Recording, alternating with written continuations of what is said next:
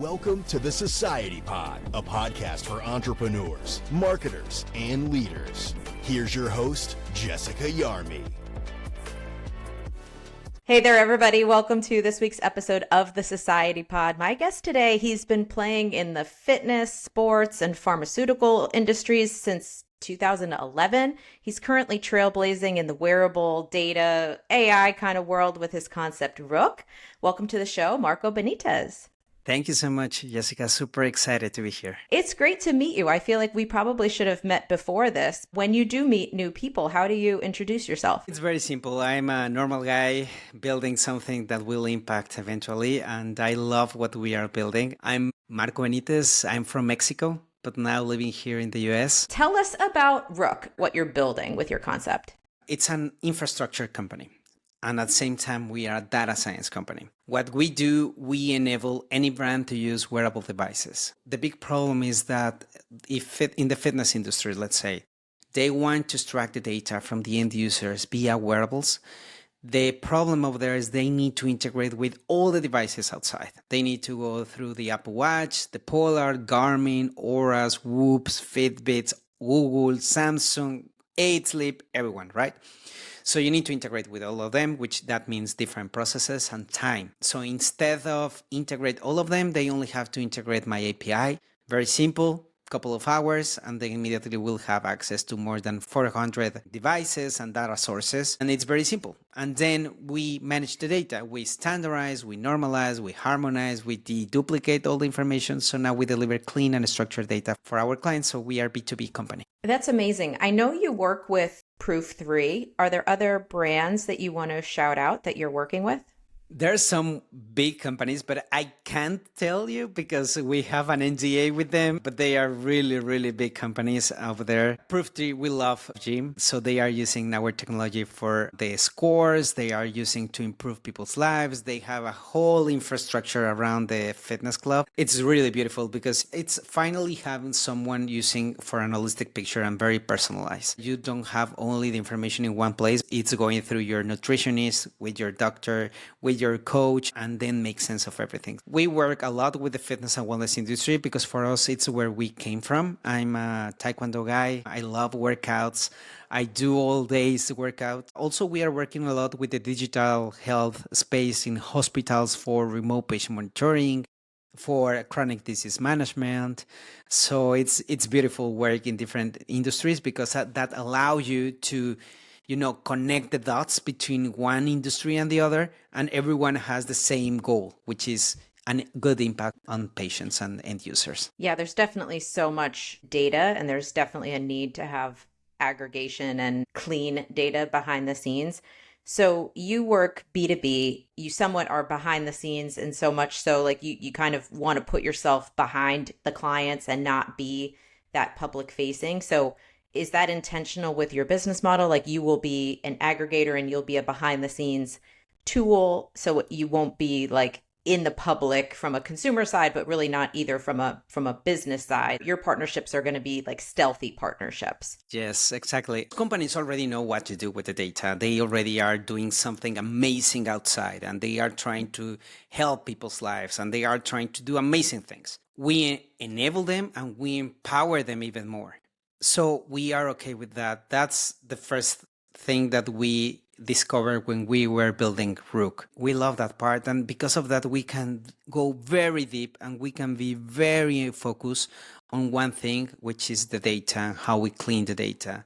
So for us, data is everything. You're a behind the scenes Avenger. I like it. Where did the name Rook come from? Rook came from, in the UK, Rook is like a crow. The crow is one of the most intelligent birds in the world. So they figure out different type of things. They are very strategists. They are flying together to build something.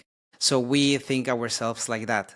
We connect the dots. We are very strategists, flying together, navigating through this data and all this analytics. So maybe instead of Avengers, I should have said like a Batman. Honestly, I prefer Batman.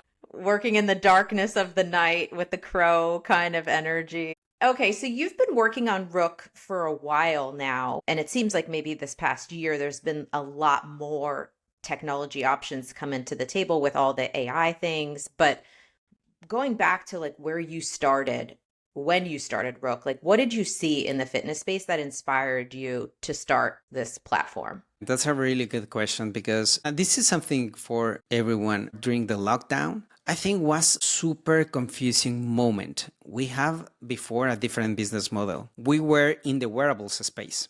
So before we had our own wearable. So we changed from hardware to software. When you have so much chaos in the environment, it's a really good opportunity for something else. And that's where we saw the huge opportunity of the integration, because on our own platform, we start to see with our wearable, we saw that every single end user have not only our wearable, but also had an Apple Watch or a Garmin or a Polar or different type of information. We realized that if we started to integrate different devices, they will use more our app.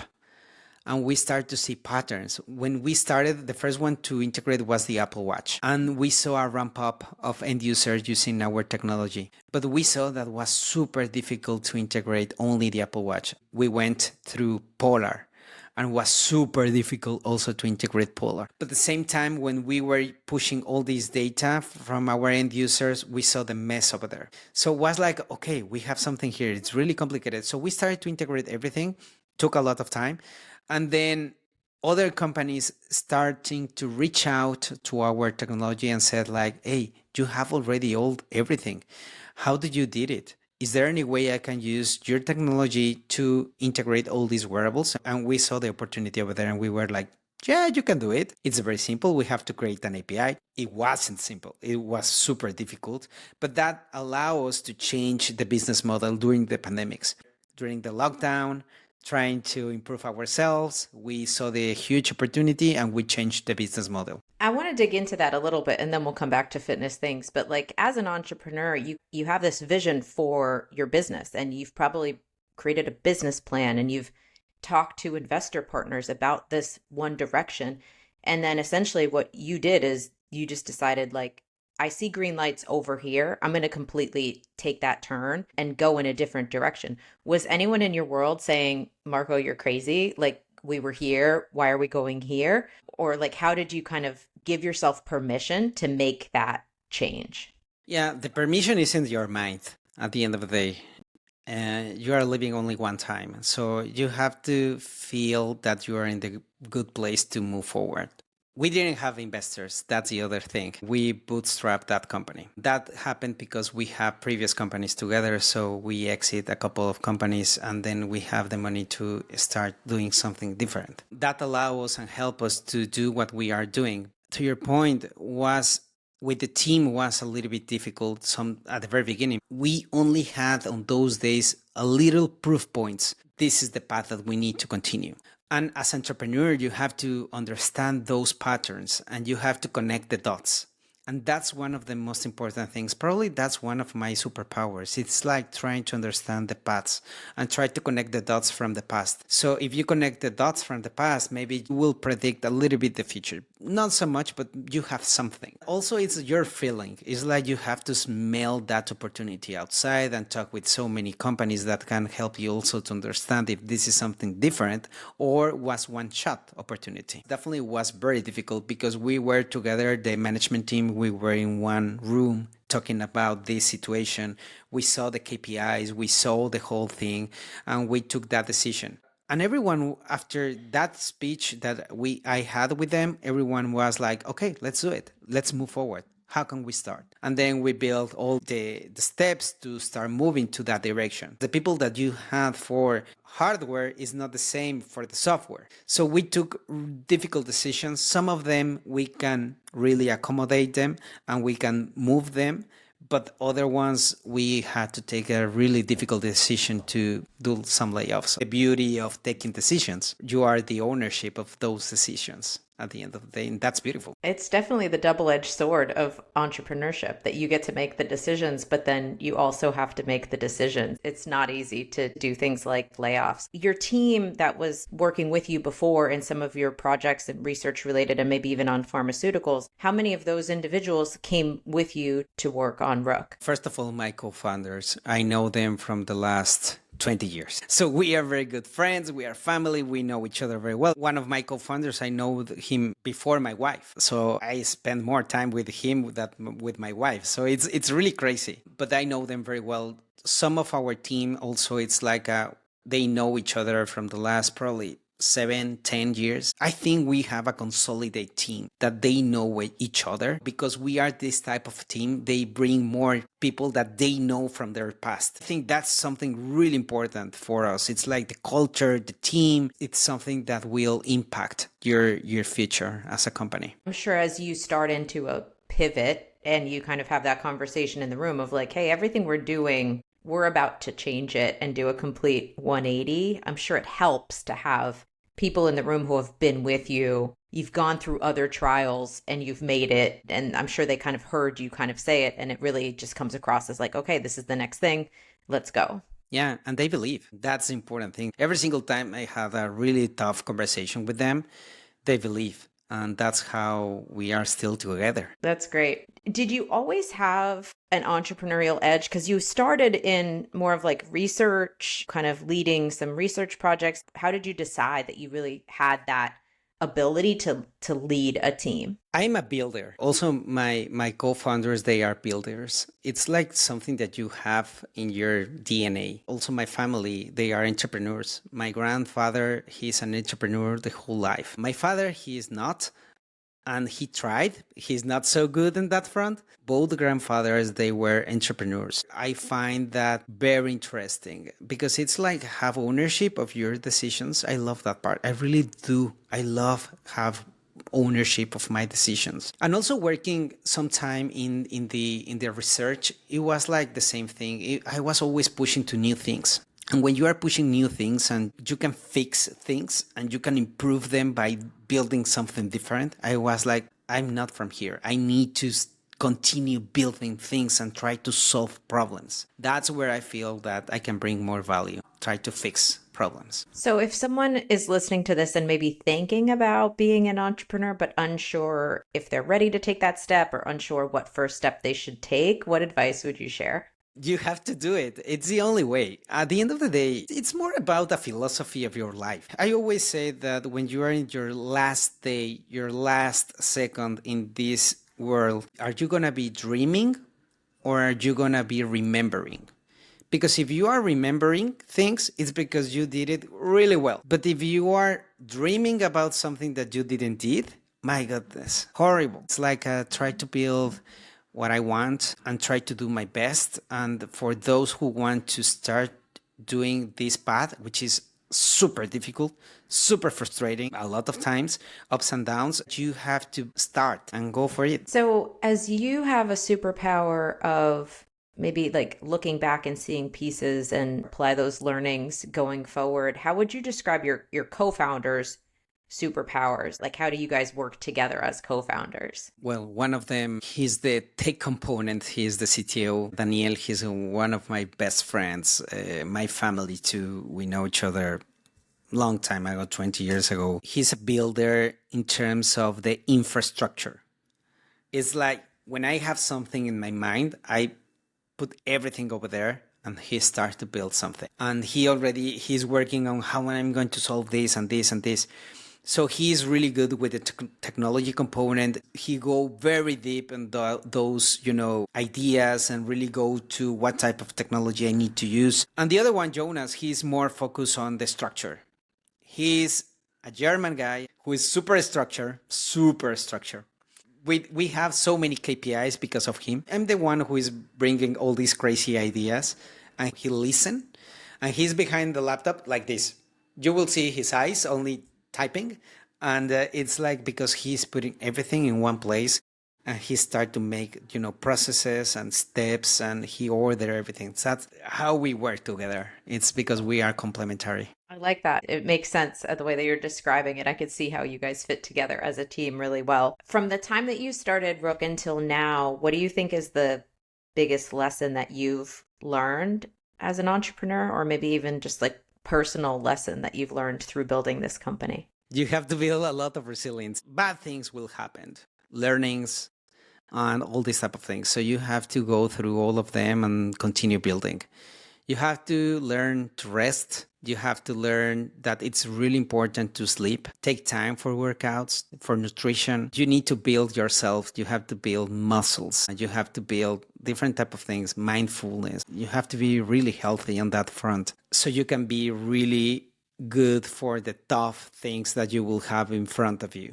Because it's really hard to build something. You will hear so many no's, so many people who really hate the product at the very beginning because you have so many bugs and so many problems. So it's really difficult to build. And then if you are fundraising, for me, it was the first time doing fundraising. I heard so many no's, so many, that at some point I was like, okay, probably I'm doing something really wrong. And then you start to realize that you need to use feedback, use it for something, and be coachable.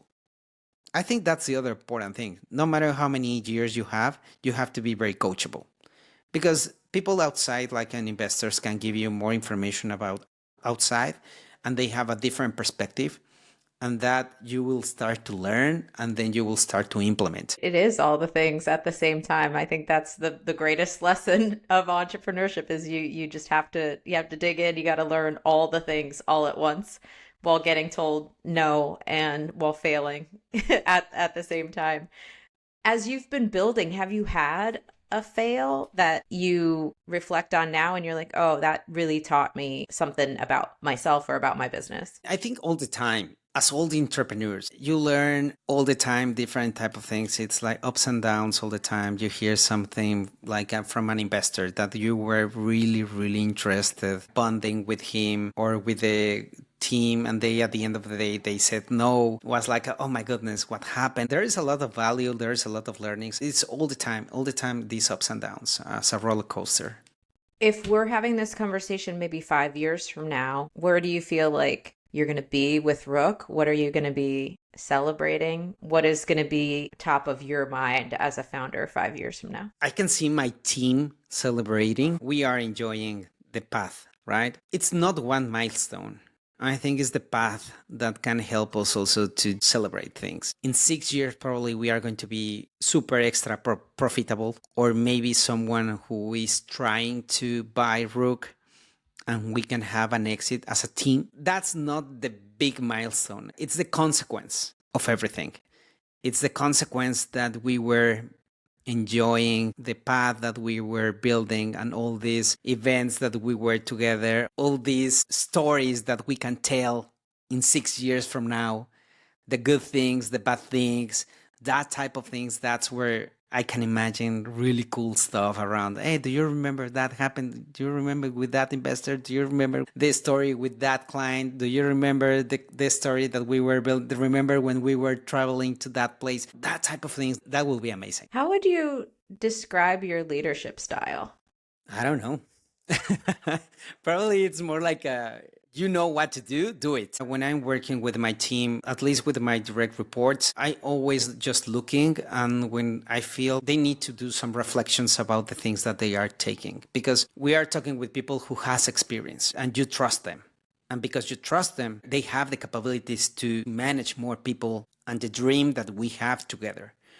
And for me, it's more like trying to help them to understand if we are in the correct path and ask questions. For me, I'm always asking questions. Try to give them the tools that they need, like funding and connections. For me, everything is around connections, funding, bring the correct people. When I find someone really interesting outside, it's like, that one could be someone who could be in the Rook team. So this is the type of things I'm very focused on. It seems like you really love what you do. I love it. I enjoy so much. There are some things that I really hate, but I really enjoy what we are building. I love the problem, but I love more my team. And I know that they will solve, because I'm very dumb. These guys are really smart. They know how to solve the problem. I definitely agree with the sentiment that it is not the what, it's the who. If you were to take your who, take your team, what other things might you want to build with your team? Oh my goodness. I love the health industry. Mm-hmm. Life science, for me, it's my background. Everything around how do you energize the people, I think that's where I would love to be more involved. I think today people is not looking for a six-pack, in the fitness industry, for example. They want to be more energized. So these type of things, how can you improve your health? How can you improve your lifestyle? How can you be more present? That's the type of things I would love to continue building. And this is one step. I think it's understand the data that we are receiving from these devices, from wearables and all these type of things. I think this is one step. So I will continue in this path of this intersection between wellness, longevity, health, digital health space. Yeah, I feel grateful to be able to work in a passion area for sure. You're inspired by being able to energize people. What energizes you, not even as a founder, but just as a individual? How do you bring energy to your day? I do believe in God a lot. That's one of the things that help me all the time to bring energy, because there are some days that are so horrible and you need to believe that there is something bigger than yourself and you are building something for everyone. So I do believe in God. That gives me at least a lot of faith to what I'm doing. Then, of course, my family, it's very important for me. It's one of my pillars. My wife, of course. But also I do workouts in the morning and in the afternoon, weights, and in the nights I do jiu-jitsu. That type of things really help me to understand a little bit more about myself. And I love to learn about myself. I love to read things that keep you outside of the work, outside of what you are building, outside of all the problems around investors and, problems with the clients, problems with AYC. Those moments where I'm with God, where I am with my family, where I'm traveling with my family, for example, that type of things energize me a lot.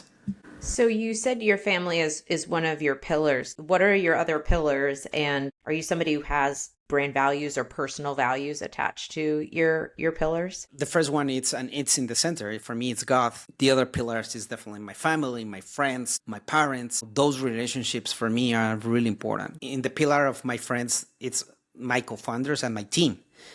The whole structure in Rook, for me, they are part of my family, part of my friends / family friends. So they are my strongest, they are my pillars in what we are doing and what I'm doing every single day. That's amazing. What are you most proud of in what you've built so far with Rook? Definitely the team. It's a no-brainer. The culture we have today, and don't make me wrong, I love the product. I love the problem that we are solving, but I'm in love with my team. They are amazing. They are super smart guys together, thinking about crazy things, and then organizing everything and doing it step by step. For me, that's amazing. Bringing crazy people in one place and building something even more crazy and do whatever they want. Of course, with the structure, because the German guy will put structure. It's beautiful. I'm super proud. What trends are you watching at the moment in the fitness industry that are interesting to you that you're maybe getting ready to react to? I think I mentioned a little bit before, and it's all around energy. Everyone was focused on the performance, but now I think everyone is looking for energizing themselves. It's how can I not be tired at 3 p.m.? Because this is something that I'm looking all the time. It's I'm super tired at 3 p.m. We are doing something really bad if you are already tired at 3 p.m. It's now people is looking, how can I energize myself more rather than have just a six-pack? I totally agree that energy is where it's at from a wellness perspective. And then the big trend around all this data and all of the tech that is now sitting side by side with this energetic, be connected to how you feel kind of thing. And so how do you see those two forces marrying together to help people live their best lives? I can hear a lot of people saying that I'm not using a wearable because it's too many information and I feel more stressed with the information rather than being more comfortable with that information. The problem is that data is not a cage. Data is the ability to allow you to understand behaviors. So you have to use it. It's two ways to see this information.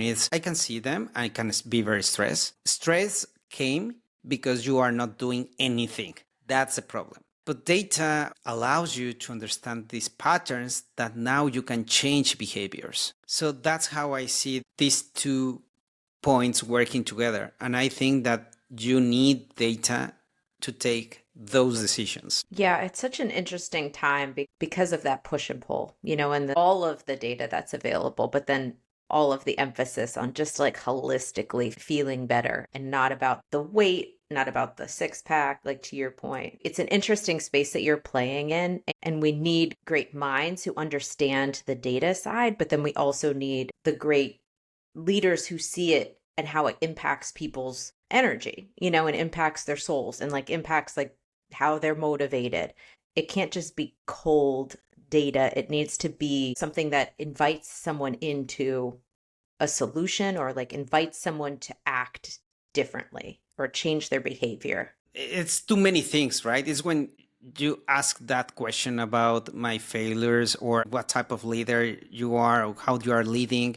It's like too many dots. It's not one thing that will impact that area. Of course, it's important to receive that information, but also it's important to be spiritually good. And then you need family and you need nutrition and you need to do workouts and you need, again, it's not one thing. It's an holistic picture of the patient. So it's an holistic thing. So it's everything. I want the industry to get to that so quickly because I think if we have the holistic picture, we just start to become so important medically. We're so close to being able to say that, where the government kind of said during COVID, like essential businesses were not a necessary part of society. As soon as we're able to really help connect the dots and provide true preventative medical care, we know we are philosophically. We can't prove that we are because we don't have our data aligned correctly. Data can help you to go to that path. That's the reason that you have those data points, and that's why data is so important. Everyone is talking about that data is a new oil. I agree. If you want AI, you need data. ChatGPT, the biggest LLM, and of course the other ones are based on data. So if the Health and Fitness Association were to reach out and say, Marco, you are a brilliant mind in the fitness space, and we want to have you be a consultant for how the industry should be aggregating data together between vendors to be able to not just support consumers in what their individual goals are, but to support the industry being able to show the needle moving on preventative health. How would you tackle that consultant project? I would love to. I need to bring smartest guy. I really love to connect dots and I can help with that, but bringing more smart people that we can think together. How can we build this? And it's again, step by step. It's like, of course, you need the data. Of course, you need someone who can implement. Of course, you need a face for that. You have to align so many things, so many industries also.